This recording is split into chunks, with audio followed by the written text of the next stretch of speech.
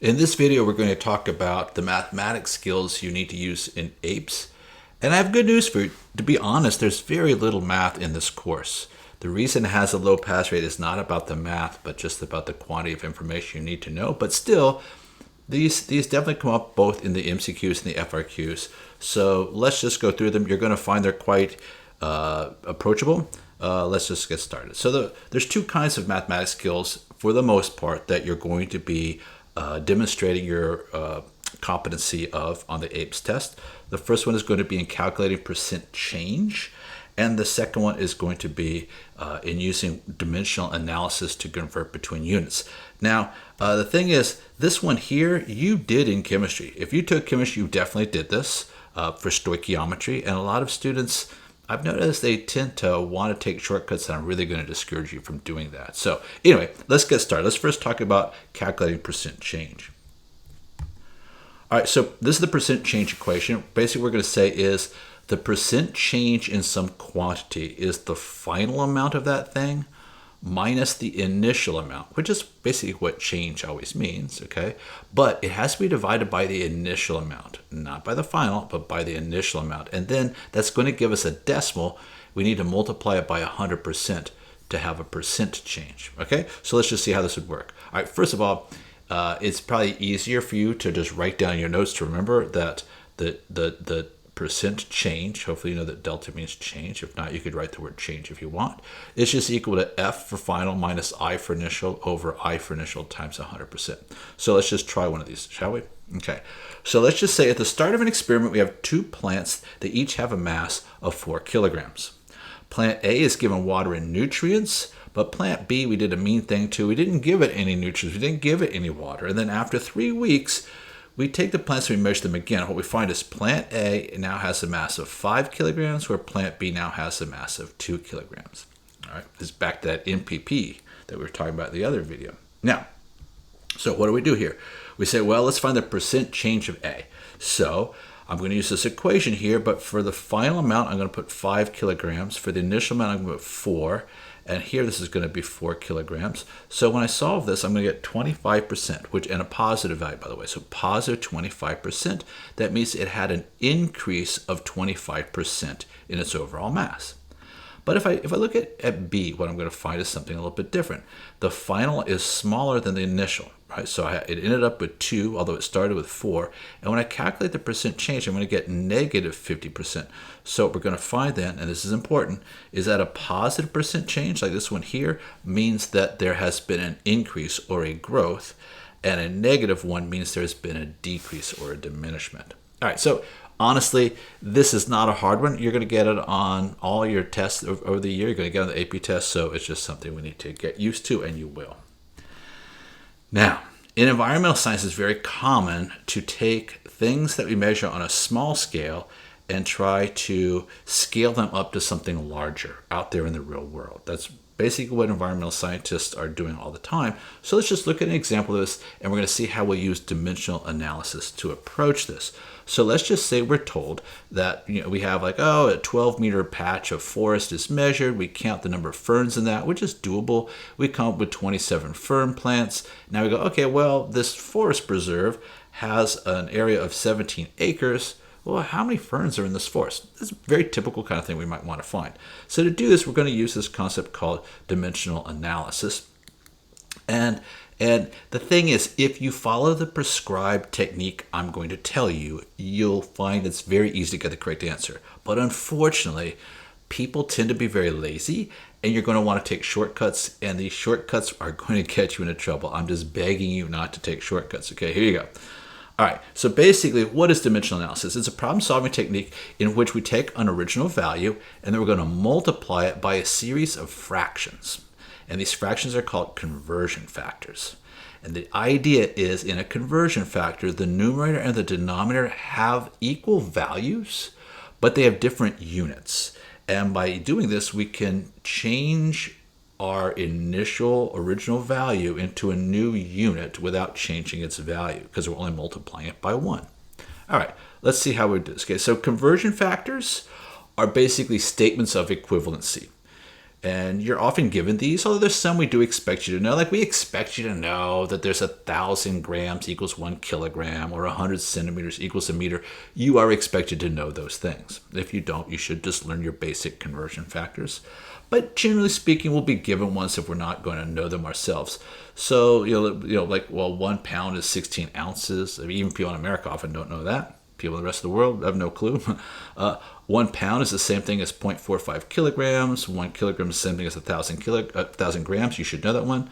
But let's just say I was measuring density. Well, in density, I can say, well, 7 grams of this substance occupies 1 milliliter of space. So in each of these is a statement of equivalency. So this many of this unit equals this many of that unit. That's the idea of a conversion factor. So let's just start with an easy one.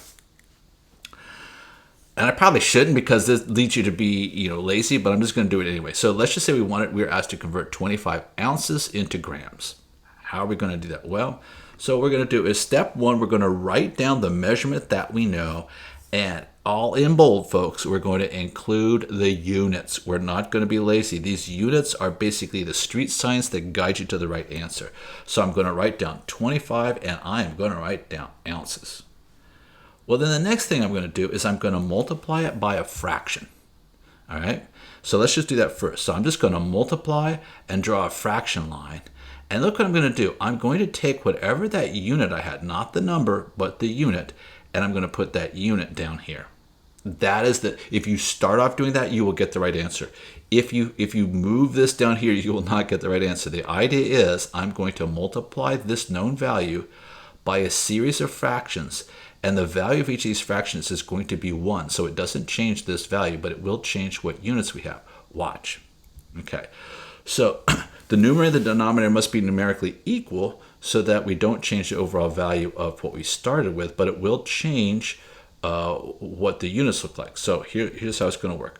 Let's just say I know this conversion factor. I know this conversion factor that says, let's say I was given this conversion factor, that 1 pound is equal to 16 ounces.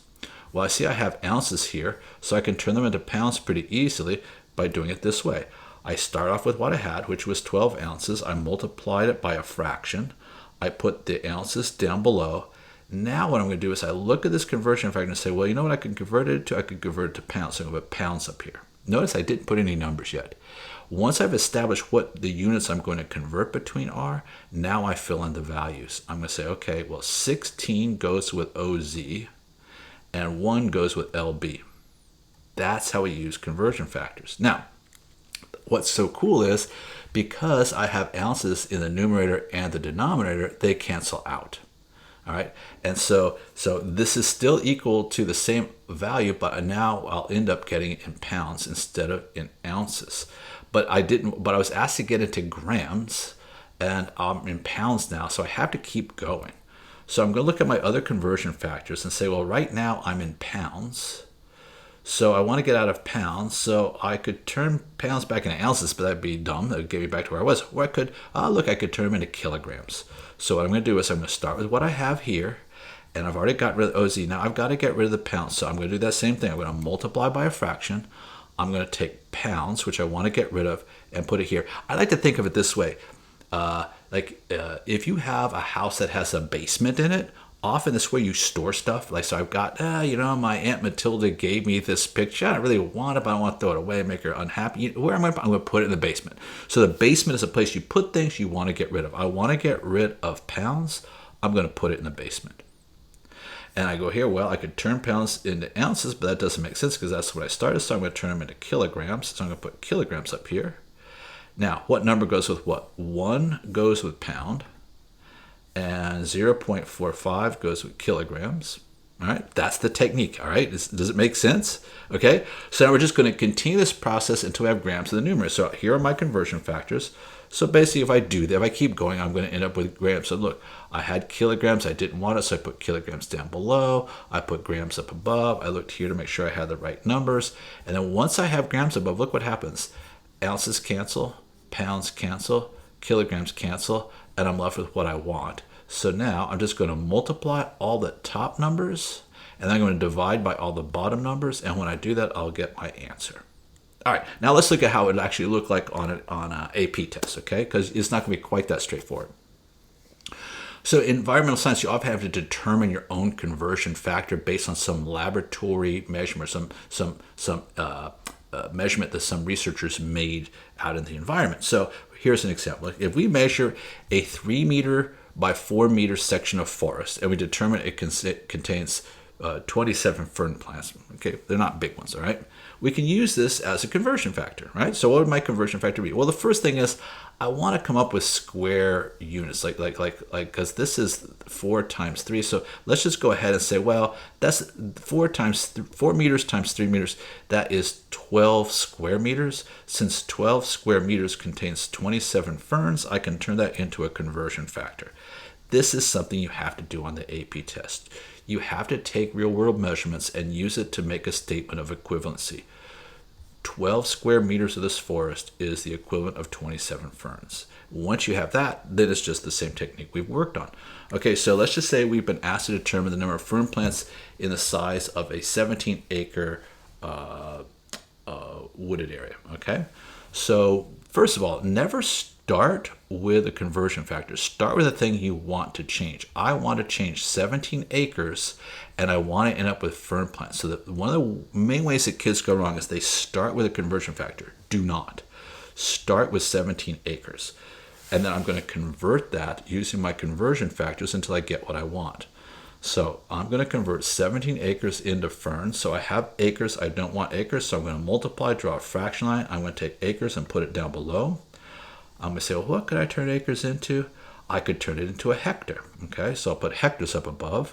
Now, 1 goes with acre, 0.4 goes with hectares. My acres cancel out. Now I have hectares, but I don't want those. So what I do? Well, I multiply by another fraction. I take the hectares and put them down here.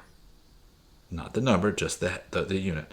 And I say, well, what else can I turn it into? Well, I'm not going to turn it back into acres. That doesn't get me forward. I can turn it into square meters. So I can put square meters up above. And 1 goes with hectares. 10,000 goes with meters. All right. And I'm not there yet. Now I've gotten rid of hectares. I'm in square meters. But what I want to have is ferns. So if I don't want square meters, I multiply by a fraction. I take square meters and put them down below. And I see, I can turn this into ferns, which is what I want. So I'm going to put ferns up above. 12 of these equals 27 of those, and I've got it like magic. That's how we do dimensional analysis. It's really not that hard as long as you follow this technique. All right?